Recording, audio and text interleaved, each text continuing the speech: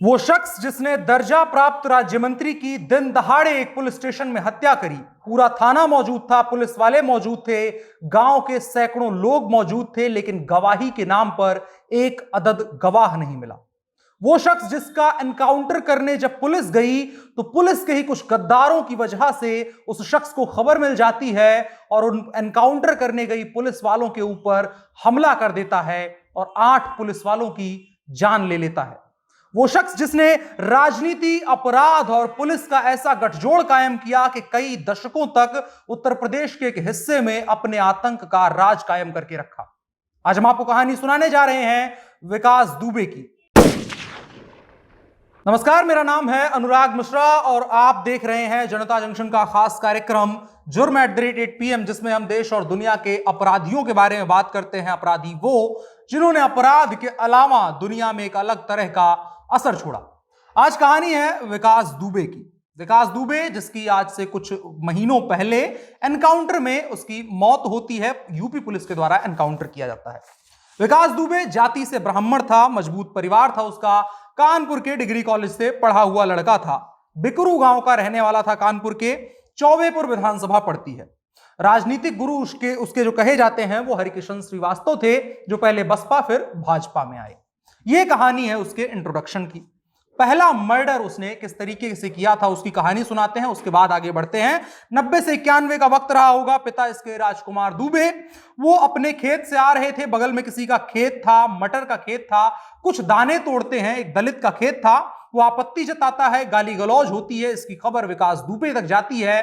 पिता बताते हैं, उसके बाद एक रोज खबर आती है कि उस खेत के मालिक की हत्या हो गई है।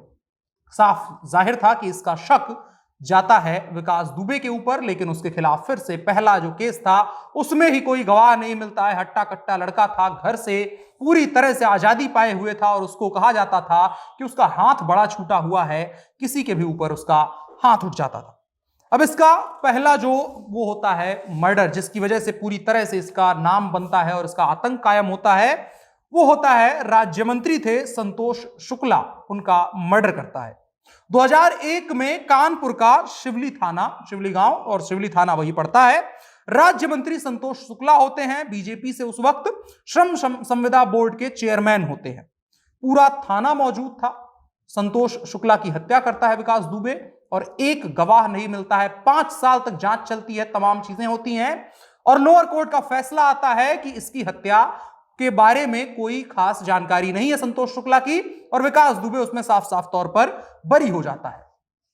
अब संतोष शुक्ला के साथ दुश्मनी की कहानी क्या है, हत्या क्यों हुई? चौबेपुर विधानसभा सीट है, ब्राह्मण बहुल सीट है, कानपुर की एक सीट है। साल था 1977। जनता पार्टी के टिकट पर हरिकिशन श्रीवास्तव नाम के एक नेता होते हैं, वो चुनाव लड़ते हैं, जीत जाते हैं।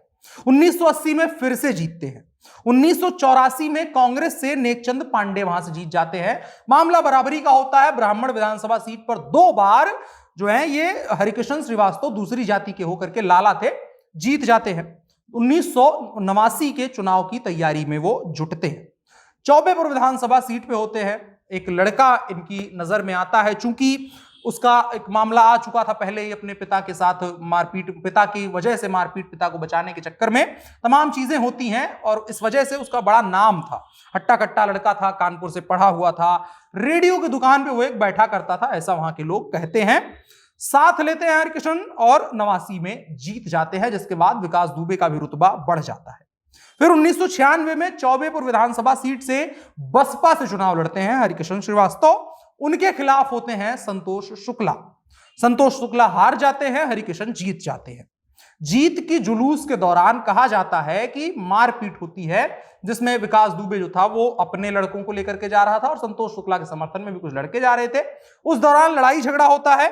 12 अक्टूबर 2001 को कानपुर का शिवली थाना होता है। संतोष शुक्ला FIR लिखवाने गए होते हैं, उनकी हत्या कर दी जाती है। ये एक जो पर्सपेक्टिव है, एक कहानी है। चूंकि उसके बारे में कोई साफ बात नहीं करता है, कानूनी कोई ऐसी कोई बात नहीं है कि उसमें विकास दुबे का किस तरीके से इन्वॉल्व हुआ उसको बताया जाए, तो ये एक कहानी है। दूसरी कहानी है, लल्लन वाजपेयी शिवली नगर पंचायत के चेयरमैन थे और विकास दुबे के साथ बाद में बड़ी तगड़ी दुश्मनी रही, यहां तक कि बमबारी हुई इनके लल्लन वाजपेयी के घर पे। विकास दुबे ने बम तक फोड़वा दिए, 3 बच्चों की हत्या हुई थी, उसमें भी लल्लन वाजपेयी घायल हुए थे। खैर, चलते हैं 12 अक्टूबर की तारीख को। लल्लन वाजपेयी और विकास में लड़ाई होती है, झगड़ा होता है। संतोष शुक्ला लल्लन की ओर से थाने में पहुंचते हैं एफआईआर दर्ज करवाने और विकास दुबे गोली मार देता है। यह दूसरी कहानी है। अब इसकी तीसरी भी कहानी सुन लीजिए। विकास दुबे की पत्नी की तबीयत नहीं ठीक थी, कानपुर इलाज के लिए गया था।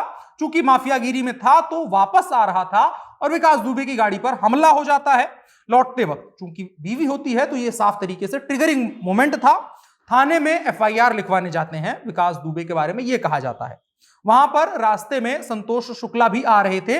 चूंकि विकास दुबे के ऊपर हमला हुआ था, विकास दुबे का समर्थन अंधा उसके गांव और आसपास के लोग, लड़के 25-30 गांव जो आसपास के थे, वहां विकास दुबे का अंधा समर्थन करने वाले लोग होते हैं। जैसे यह खबर फैलती है कि विकास दुबे के ऊपर हमला हुआ है, पूरी तरह से गांव के सैकड़ों लोग इकट्ठा हो जाते हैं उसके समर्थन में, जिसकी वजह से सड़क पर जाम लग जाता है।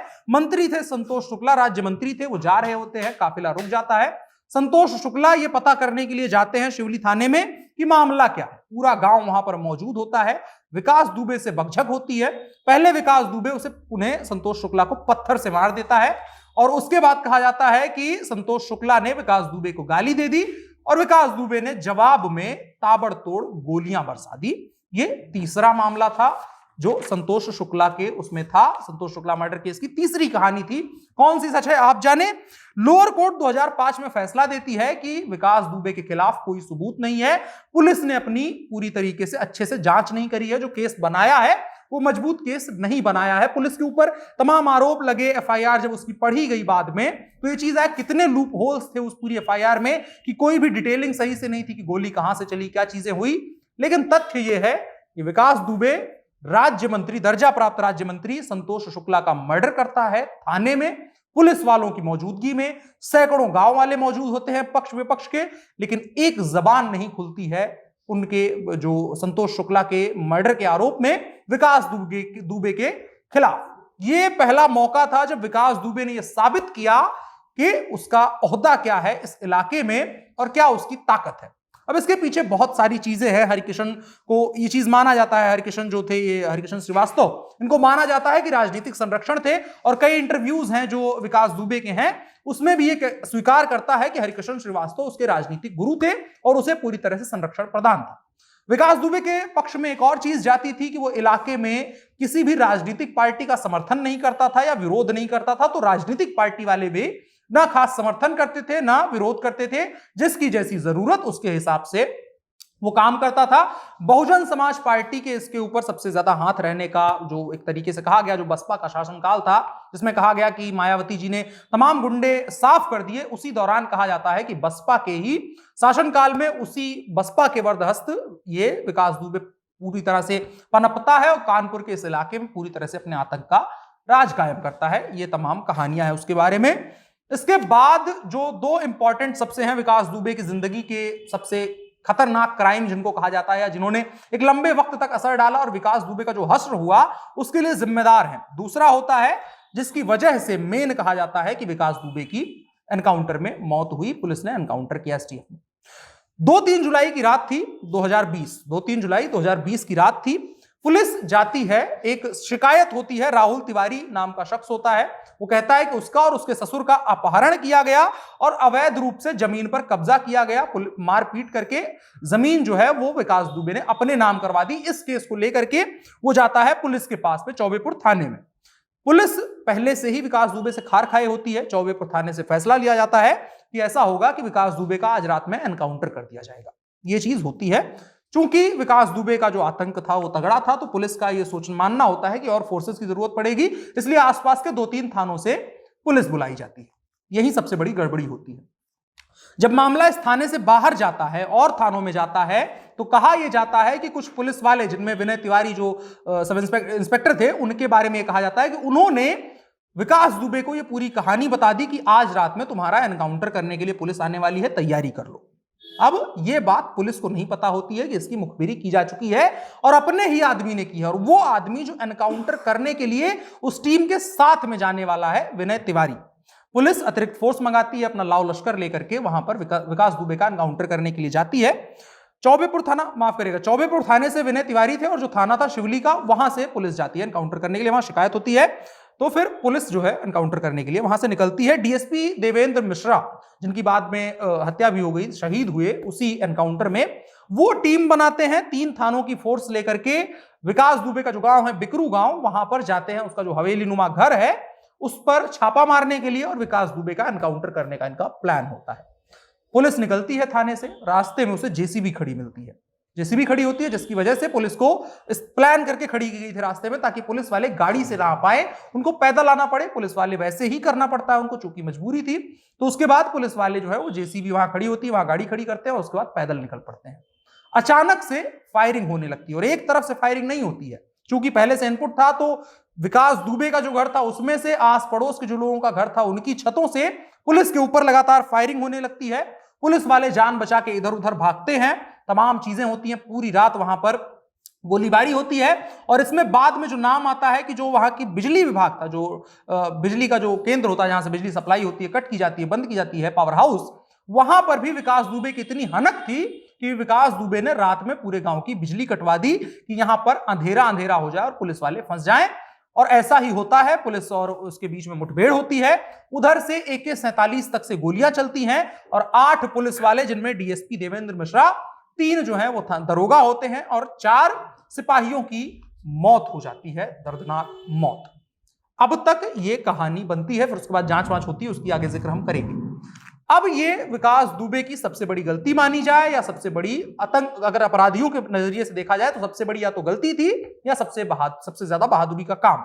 उस रात तक तो विकास दुबे को लगा कि ये बहादुरी का काम कर दिया, पुलिस वालों के ऊपर हमला किया है और अब जो है मेरा आतंक और बढ़ जाएगा। लेकिन संभवतः विकास दुबे जैसा आदमी जो इतने वक्त से अपराध की दुनिया में कायम था, वो इस बात को सोचना भूल गया कि जब जब पुलिस वालों के साथ गुंडों का टकराव बढ़ा है तो उसमें गुंडे खत्म हुए हैं, पुलिस वाले जीते हैं। इसके लिए आपको थोड़ा सा अगर पीछे ले चलें, शिवप्रकाश शुक्ला की कहानी है। आरके सिंह उस वक्त एक दरोगा थे। खबर मिलती है कि शिवप्रकाश शुक्ला जो है वो एक दुकान पे जाकर के बाल कटवा रहा है। आरके सिंह को इनपुट मिलता है, वो जाते हैं पकड़ने के लिए। शिवप्रकाश शुक्ला को भी पता चल जाता है कि वो पकड़ने जा रहे हैं, पुलिस में से ही उसके भी लोग होते हैं। वो भागता है, दौड़ाते हैं दरोगा उसको और उसके बाद कुछ दूर भागते भागते दरोगा जो है वो गिर पड़ते हैं। उनकी जो पिस्टल होती है वो जमीन पे गिर पड़ती है। शिवप्रकाश शुक्ला आगे था, उसके बाद वो वापस आकर के पिस्टल उठाता है और आरके सिंह को गोली मार देता है। उसके बाद कहा जाता है, कल्याण सिंह वाला मामला अलग था, उसके बाद कहा जाता है कि मेन जो पुलिस फोर्स के अंदर एक चिढ़ पैदा हुई वो उस घटना की वजह से पैदा हुई कि उसने जो है हत्या कर दी एक पुलिस वाले की। तो उसी तरीके से विकास दुबे के साथ में भी हुआ कि उसने एक पुलिस वाले की हत्या करी और उसके बाद उसके साथ ये तमाम कहानी हुई। अब ये 2 चीजें होती हैं। इसके बाद हम आपको बताएं कि किस तरीके से इसका विकास दुबे का पूरा कार्यक्रम चलता है। 2-3 तारीख की रात के बाद जो कुछ घटना होती है और पुलिस किस तरीके से एक्शन लेती है, उसके पहले आपको थोड़ा बहुत उसके मर्डर के बता देते हैं जो कहानियां होती है। एक तो हमने आपको बताया 90-91 के टाइम में अपने पिता के साथ उसका किसी का झगड़ा होता है और उससे जिससे झगड़ा होता है खेत वाले आदमी का, उसका मर्डर कर देता है। वो एक कहानी थी, उसमें मतलब कि बहुत सारे साक्ष्य नहीं है। 2000 सन होता है, विकास दुबे अच्छा खासा नाम बना चुका होता है, कृष्ण श्रीवास्तव का उसको पूरी तरह से समर्थन मिल रहा होता है, राजनीतिक संरक्षण होता है, पुलिस भी संरक्षण दे रही होती है। साल आता है 2000, ताराचंद इंटर कॉलेज के सहायक प्रबंधक होते हैं सिद्धेश्वर पांडे, उनकी हत्या की जाती है। सबसे पहला नाम विकास दुबे का इसमें आता है। साल 2000 में ही रामबाबू हत्याकांड होता है, रामबाबू यादव, उसमें भी विकास दुबे का नाम आता है। 2004 में एक केबल व्यवसायी दिनेश दुबे का हत्याकांड होता है, उसमें भी साफ तौर पर विकास दुबे का नाम आता है कि उसी ने हत्या करवाई है। इसके बाद बीच में जो है सत्ता का बड़ा समर्थन रहा तो इस वजह से मामले हाईलाइट नहीं हुए। साल 2018 में अपने ही चचेरे भाई अनुराग दुबे के ऊपर जानलेवा हमला करने का विकास दुबे के ऊपर आरोप लगता है। अनुराग दुबे की पत्नी जो है वो जाकर के मामला दर्ज करवाती है कि विकास दुबे ने हमारे पति के ऊपर, अनुराग दुबे के ऊपर हमला किया था, अपने ही चचेरे भाई के ऊपर। अनुराग दुबे के ऊपर जो जानलेवा हमला हुआ था, पत्नी ने शिकायत दर्ज करवाई थी। उसी के बाद जो होता है वो जेल जाता है, जेल में बंद रहता है। जेल की भी एक कहानी है, आपको बताएंगे हम आगे चल करके। एक बैरक नंबर है 18, जिसको कहा जाता है कि वो उस जेल की, कानपुर की जेल की सबसे रईस जेल है। वहां सबसे बड़े बड़े अपराधी, अतीक, मुख्तार या जितने भी लोग आते हैं, डी गैंग जो एक तरीके से चलती है, कहा जाता है, जो डी गैंग टर्म दिया जाता है, उसके लोग जब आते हैं तो वहां रहते हैं। संगमरमर का चबूतरा बना हुआ है, वहां रहने वाले लोगों को खाना पीना उसी तरीके से मिलता है जैसा वो चाहते हैं। पुलिस उनके लिए विशेष व्यवस्था करती है। तो विकास दुबे भी उसी बैरक नंबर 18 में रहता था और उसके बाद जब वो जेल में बंद होता है अपने चचेरे भाई के ऊपर हमला करने के मामले में, तब भी उसी में बंद था। उससे बाहर आए उसको कुल 7 महीने हुए थे और उसके बाद जमानत पर बाहर आया था। और उसके बाद ये वाला मामला होता है कि एक आदमी जाता है, कहता है कि हमारे ऊपर हमला किया गया है, हमको हमारी जमीन अवैध रूप से कब्जा ली गई है, शिकायत होती है, पुलिस एनकाउंटर का प्लान बनाती है और उसके बाद पुलिस के ऊपर ये हमला होता है और ये तमाम घटनाक्रम होते हैं। 60 से ज्यादा मामलों में यह शख्स अपराधी था। एक कहानी इसके बारे में बताते हैं हम, विकास दुबे की आखिरी कहानी पर पहुंचे हैं उसके पहले आपको बताएं, एक गांव की इसके कहानी बताते हैं। जब इसका विकास दुबे का एनकाउंटर हुआ उसके बाद सर्किट हाउस में जो है एसआईटी की टीम थी, जांच कर रही थी इसके बारे में पूरी चीजें। तब एक गांव के किसान कुछ आते हैं, 10-15 किसान आते हैं, वो बताते हैं कि एक वक्त पर 2500 बोरा जो है आलू उन लोगों का लूट लिया गया था। पहले विकास दुबे के मुनीम ने कहा कि आपको 250 रुपए प्रति बोरा मिलेगा, यह कह के उनका आलू ले लिया गया, कोल्ड स्टोरेज में रखवा लिया गया सारा आलू 2500 बोरा, और उसके बाद एक बोरे में 85 किलो आलू था। उसके बाद फिर क्या होता है, जब ये लोग वापस मांगने जाते हैं, भैया पैसा दे दो, तब विकास दुबे का मुनीम ये कहता है कि पैसा जरूर मिलेगा लेकिन उसके साथ गोली भी मिलेगी। तो इस तरीके का उसका आतंक होता है और ये तमाम घटनाक्रम होते हैं। अब इसका एनकाउंटर कैसे हुआ, ये तमाम चीजें आपको हम पूरी कहानी आपको बताते हैं, एक टाइमलाइन के हिसाब से आपको बताएंगे। बिकरू गांव था, पुलिस कांड के बाद 100 से ज्यादा रिश्तेदारों के फोन सर्विलांस पर पुलिस डालती है। पुलिस पूरी तरह से चिढ़ी हुई होती है। पकड़ने के लिए पुलिस ने 60 टीमें बनाई थी अलग अलग इलाकों में। उत्तर प्रदेश के जो जिले थे अलग अलग, जहां पर अपराधी शरण ले सकते हैं, उत्तर प्रदेश का पूरा बॉर्डर था, बिहार, मध्य प्रदेश, दिल्ली, जिन जिन से उत्तर प्रदेश की सीमा लगती है, उन तमाम जगहों पर पुलिस जो है पूरी तैयारी लेकर के बैठी होती है कि इनको पकड़ा जाएगा। और उसको एनकाउंटर पहले जो है कथित तौर पर एनकाउंटर डायरेक्ट नहीं कहा जाता है, लेकिन पकड़ने के लिए तैयारी की जाती है। 3 जुलाई से इसका पूरा घटनाक्रम शुरू होता है। 2-3 जुलाई की रात की बात होती है। 3 जुलाई के उसके 2 सहयोगी प्रेम प्रकाश पांडे और अतुल दुबे की एनकाउंटर में मौत होती है और विकास दुबे के ऊपर पहले 50,000 का इनाम रखा जाता है, फिर 5 लाख का इनाम उसके ऊपर कर दिया जाता है। 4 जुलाई आती है। 4 जुलाई को विकास दुबे के घर को गिराया गया, जो उत्तर प्रदेश सरकार का नया मॉडल है, बुलडोजर वाला मॉडल, कि जो अभी अपराधी होते हैं उनका घर गिरा दिया जाता है। विकास दुबे का भी उसी तरीके से घर गिराया गया और पूरा डिमोलिश कर दिया गया। उत्तर प्रदेश बॉर्डर पर सख्ती बढ़ाई जाती है, जो हमने शुरू में बताया था। चौबेपुर थाने के जो प्रभारी थे विनय तिवारी, उनको निलंबित कर दिया जाता है। फिर आती है 5 जुलाई। 5 जुलाई को दयाशंकर अग्निहोत्री, जो विकास दुबे का एक और करीबी था, वो गिरफ्तार होता है। 25,000 का इनामी होता है। वो पैर में गोली भी उसके मारी जाती है। उसने कबूला की, जो पुलिस ने विकास दुबे से मुखबरी की थी कि उसका पुलिस एनकाउंटर करने आ रही है, जिसके बाद ये पूरा घटनाक्रम हुआ और केस मजबूत होता है। बिजली विभाग के, जो हमने शुरू में जिक्र किया था कि बिजली विभाग की भी इसमें संलिप्तता थी, बिजली विभाग के 2 कर्मचारियों पर कार्रवाई होती है उस समय बिजली काटने के आरोप में विकास दुबे के इशारे पर। इसके बाद 6 जुलाई को 3 और पुलिस वाले सस्पेंड होते हैं विकास दुबे का सहयोग करने के मामले में। इसके बाद आता है 7 जुलाई। 7 जुलाई एक अहम तारीख होती है।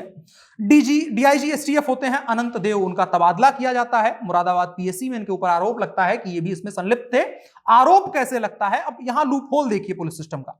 डीएसपी देवेंद्र कुमार मिश्रा, जिनकी हत्या कर दी गई थी विकास दुबे के द्वारा जब एनकाउंटर करने गए थे, डीएसपी विकास देवेंद्र मिश्रा ने पहले ही ये चिट्ठी लिख दी थी कि जो डीआईजी एसटीएफ है अनंत देव और कई पुलिस वाले इसमें संलिप्त हैं। उसके तब उस पर पुलिस विभाग ने ध्यान नहीं दिया, तमाम चीजें नहीं हुई। अगर उस चीज पर ध्यान दे दिया होता तो संभवतः यह घटना हुई ही ना होती, और भी तमाम चीजें हैं। स्थानीय पुलिस और विकास दुबे के कनेक्शन पर यह चिट्ठी लिखी थी उन्होंने बहुत पहले, उसको तब संज्ञान में लिया जाता है और स्थानीय पुलिस के साथ होता है। रात में एसएसपी जो होते हैं उन्होंने चौबेपुर के सभी 68 पुलिस वालों को रिजर्व पुलिस लाइन में भेज दिया। अब देखिए किस तरीके से होता है, राजनीतिक दबाव होता है। पुलिस के आला अधिकारी, बड़े अधिकारी और नीचे लेवल के अधिकारी किस तरीके से साठगांठ करते हैं कि एक डीएसपी खत लिखता है कि जो ये है विकास दुबे, उसके साथ में यहाँ के लोकल पुलिस वालों की संलिप्तता है, इन पुलिस वालों के ऊपर कार्रवाई की जाए, लेकिन नहीं की जाती है। जब डीएसपी देवेंद्र मिश्रा समेत 7 और पुलिस वालों की मौत हो जाती है, उसके बाद यह कार्रवाई होती है। 7 जुलाई इसलिए अहम। अब आ जाते हैं 8 जुलाई को। 8 जुलाई को पुलिस को खबर यह मिलती है, उत्तर प्रदेश का फरीदाबाद है, फरीदाबाद में खबर यह मिलती है कि विकास दुबे वहां पर है, सीसीटीवी फुटेज में देखा जाता है। पुलिस वहां पर पहुंचती है, लेकिन जब तक पुलिस आई तब तक विकास दुबे फरार हो गया। इसके लिए भी कहा गया कि तब तक पुलिस में जो काम करने वाले लोग थे, उसमें विकास दुबे को सूचनाएं लगातार मिल रही थी कि क्या कुछ पुलिस का एक्शन होने वाला है। 3 सहयोगी वहां से विकास दुबे के पकड़े जाते हैं। अमर दुबे का इसी दिन एनकाउंटर हुआ था, जिसकी आज राजनीति में बहुत ज्यादा चर्चा है, जिसकी पत्नी और तमाम लोग अलग अलग पार्टियों से चुनाव लड़ने की बात कर रहे हैं, वो एक अलग बात है। इसके अलावा श्यामू वाजपेयी गिरफ्तार होता है, और इसके अलावा चौकी प्रभारी जो निलंबित थे विनय तिवारी, वो इस रोज गिरफ्तार किए जाते हैं। इन तमाम चीजों के बाद जब उनके खिलाफ प्रूफ इकट्ठा हो जाते हैं। फिर 9 जुलाई आती है। 9 जुलाई, अब कहानी जो है ये आज का आखिरी दिन विकास दुबे का इस धरती पर। मध्य प्रदेश में पुलिस जांच कर रही होती है, आसपास के सभी राज्यों में जांच हो रही होती है। 2 सहयोगियों का एनकाउंटर होता है। दोपहर को पुलिस को खबर मिलती है, उत्तर प्रदेश में आती है खबर, मीडिया में खबर आती है कि विकास दुबे उज्जैन में दिखा है। पुलिस वाले उसको पीछे पीछे दौड़ते हैं उसको, फिर खबर आती है कि वो पकड़ लिया गया है। महाकालेश्वर मंदिर में वो वीवीआईपी पर्ची लेकर के दर्शन करने के लिए जा रहा होता है, उसको पकड़ा जाता है। उसके बाद आपने वीडियो भी देखा होगा जिसमें वो पुलिस वाले उसको घसीटते हुए लेकर के जा रहे हैं, और वो अपने आप को बचाने के चक्कर में, क्योंकि उसे अंदाजा हो गया था कि पंगा पुलिस से ले लिया है, अब जो है ये मामला महंगा पड़ने वाला है, वो चिल्ला करके कहता है कि मैं ही हूं कानपुर वाला विकास दुबे। ये वीडियो आप सबने देखा होगा, मीडिया पर बड़ा चर्चा में रहता है। उसको गिरफ्तार किया जाता है। रात में उसके पत्नी और बच्चे की तस्वीरें वायरल होती हैं इंटरनेट पर। कहा जाता है कि उनसे मारपीट करके पूछताछ की जा रही है। वो एक अलग मसला था, लेकिन अब मामला हो जाता है कि जो है ये गिरफ्तार हो गया है। फिर आती है 10 जुलाई। 9 जुलाई उसकी धरती पर संभवतः आखिरी तारीख होनी थी, लेकिन थोड़ा बहुत डिले होता है। 10 जुलाई को मध्य प्रदेश से कानपुर उत्तर प्रदेश पुलिस उसको एसटीएफ जो है, उत्तर प्रदेश पुलिस की एसटीएफ जो टीम होती है वो लेकर के उसको आ रही होती है। रास्ते में गाड़ी पलट जाती है।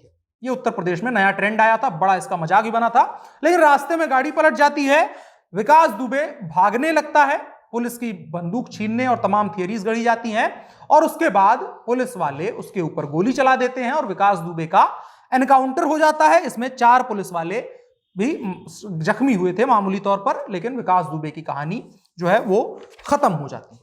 यह विकास दुबे की तमाम कहानी थी। अब इसके अलावा भी बहुत सारी चीजें हैं जो आपको हम बताते हैं। हमने आपको बता दिया था कि विकास दुबे और हरिकिशन श्रीवास्तव की किस तरीके से गठजोड़ थी, और पूरी तरह से राजनीति, गुंडई, पुलिस तीनों मिल करके पूरा यहां सिंडिकेट चल रहा था।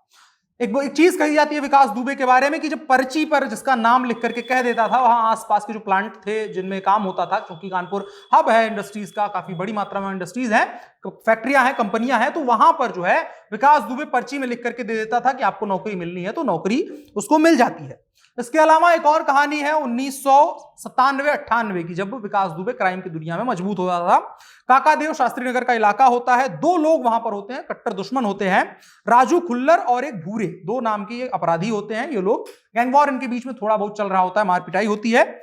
बाद में क्या होता है, राजू खुल्लर की मुलाकात होती है विकास दुबे से।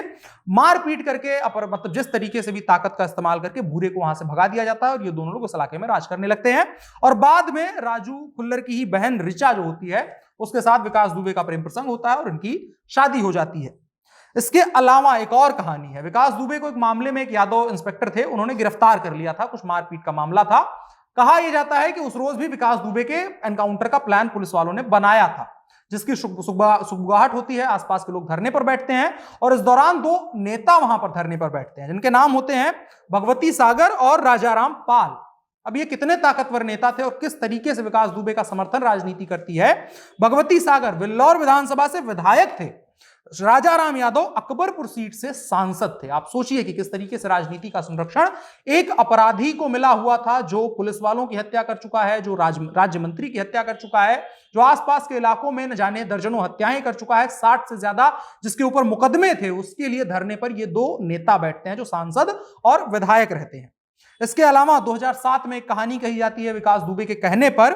एक कंपनी होती है, जो आसपास कंपनियां, एक नई कंपनी वहां आई होती है, दूध की अपनी फैक्ट्री लगा रही होती है, दूध वगैरह का कंपनी लगा रही होती है। विकास दुबे के पास ये लोग आते हैं, कुछ पैसा देते हैं और विकास दुबे से कहते हैं कि जो इस इलाके का पूरा दूध है वो सिर्फ हमको सप्लाई किया जाना चाहिए। विकास दुबे एक बार कहता है आसपास के 25 से 30 गांवों का सप्लाई जो है पूरा दूध का, वो विकास दुबे के पास जाने लगता है। अब ये तमाम कहानियां हो गई जिसमें ऐसा कहा गया कि उसे राजनीतिक समर्थन प्राप्त था। ऐसा नहीं था कि विकास दुबे राजनीति से दूर था, बाहुबल था तो राजनीति में बाकायदा उसका दखल हुआ करता था। 15 सालों तक वो खुद प्रधान रहा था, उसके अलावा जो पिताजी वगैरह थे वो लोग भी गांव में मजबूत दखल रखते थे। इसके अलावा सबसे पहले उसे भारतीय जनता पार्टी से समर्थन मिला था 2000 के पहले के वक्त में। फिर उसके बाद मायावती जैसे जैसे ताकतवर होती है उत्तर प्रदेश की राजनीति में, मायावती का समर्थन मिलता है।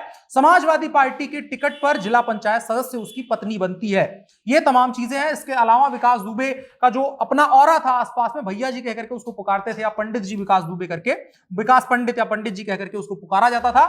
आसपास के लड़कों को एक तरीके से मोबिलाइज करने का काम विकास दुबे करता था, सिर्फ इस नाम पे। चूंकि उत्तर प्रदेश की अगर आप माफिया की राजनीति देखेंगे तो उसमें जाति सबसे अहम फैक्टर है। अगर आप इधर पूर्वांचल आएंगे और किनारे चले चले आएंगे गोरखपुर, तो आपको दिखेगा हरिशंकर तिवारी या जितने भी लोग हैं वो सभी लोग जाति के आधार पर करते हैं काम अपना पूरा। और उसी तरीके से विकास दुबे भी वहां के अपने नए लड़कों को पूरी तरह से मोबिलाइज करता था।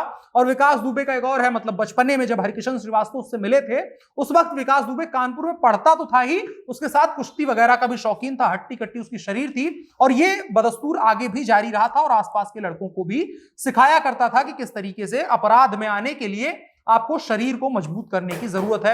इसके अलावा विकास दुबे के बारे में आज भी एक कहानी प्रचलित है। हमने जानकारी लेने के लिए किसी से बात करी कानपुर के ही, तो उन्होंने बताया कि आज जो है कानपुर के लोग वो बचते हैं विकास दुबे के बारे में ज्यादा कुछ खुल करके बोलने से, इसलिए क्योंकि आज भी अफवाह फैली हुई है कि विकास दुबे जिंदा है। जिस तरीके से उत्तर प्रदेश में ब्रजेश सिंह के बारे में था कि ब्रजेश सिंह लंबे वक्त तक एनकाउंटर झूठा होता है और उसके बाद वो सामने आते हैं, उसी तरीके से कहा जाता है कि विकास दुबे की भी कहानी इलाके में प्रचलित है कि विकास दुबे अभी जिंदा है। उसके लिए सबूत ये देते हैं वहां के लोग कि उसके पैर में रॉड पड़ी हुई थी, वो लंगड़ा था, चल नहीं पाता था कि चूंकि उसके साथ मारपीट तमाम चीजें हुई थी। तो जब इसका एनकाउंटर हुआ उसके बाद दाह संस्कार हुआ तो उसमें रॉड नहीं निकली थी। इस वजह से लोगों का यह भी मानना है कि विकास दुबे जो है वो अभी भी जिंदा है। इसके अलावा विकास दुबे की तमाम क्षेत्रीय राजनीति में अलग अलग कहानियां हैं। दुकान वालों को धमकाना, धमकी देकर के लोगों की जमीनें कब्जा कर लेना, इसके अलावा उनकी फसल लूट लेना, जो एक तरीके से जो एक आज से 100 साल पहले का स्टाइल रहा करता था माओवादियों का और नक्सलियों का कि फसल लूटने वाला। तो विकास दुबे के ऊपर भी ये चीजें थी कि वो लोगों की फसलें लूट लिया करता था और तमाम चीजें थी। उसे राजनीतिक समर्थन, पुलिस का समर्थन पूरी तरह से मिला हुआ था। अब इसके बाद कुछ सवाल खड़े होते हैं जिनके जवाब ना आज तक पुलिस दे पाई है, ना कोई भी दे पाया, और इनके जवाब ढूंढे जाने जरूरी हैं क्योंकि ऐसे अपराधियों के साथ अक्सर ये चीजें आती हैं। अब जैसे अगर आप विकास दुबे एनकाउंटर का लेंगे तो विकास दुबे जिनने जब पुलिस वालों को मारा तो पुलिस में से ही कुछ लोग थे जिन्होंने सूचनाएं दी, और उसके अलावा जिस डीएसपी ने इस पूरे मूवमेंट को लीड किया उसने बहुत पहले एक खत लिख करके बता दिया था कि विकास दुबे जो है ये पुलिस वालों से मिला हुआ है, इसके ऊपर कार्रवाई करिए यहाँ के पुलिस वालों के ऊपर। लेकिन कार्रवाई नहीं की जाती है। उसकी वजह होती है कि जो राजनेता होते हैं, जो पुलिस वाले होते हैं, वो पूरी तरह से अपने इनको पनपाते हैं। लेकिन मामला कहां बिगड़ जाता है, जो अपराधियों और पुलिस वालों के बीच एक अंडरस्टैंडिंग होती है, ना तुम हम पर गोली चलाओ ना हम तुम पर गोली चलाएंगे। दो हमने आपको उदाहरण दिए कि जब एक तो श्री प्रकाश शुक्ला का कि उसने पुलिस वाले को मारा, उसके बाद उसकी पूरी स्क्रिप्ट लिखी गई, और विकास दुबे के साथ भी कमोबेश इसी तरह का हुआ कि उसने पहले पुलिस वालों के ऊपर हमला किया, फिर पुलिस वालों ने जवाबी कार्रवाई उसको मार दिया। अब एक नंबर आता है, 8 पुलिस वाले उस घटना में मारे गए थे, शहीद हुए थे।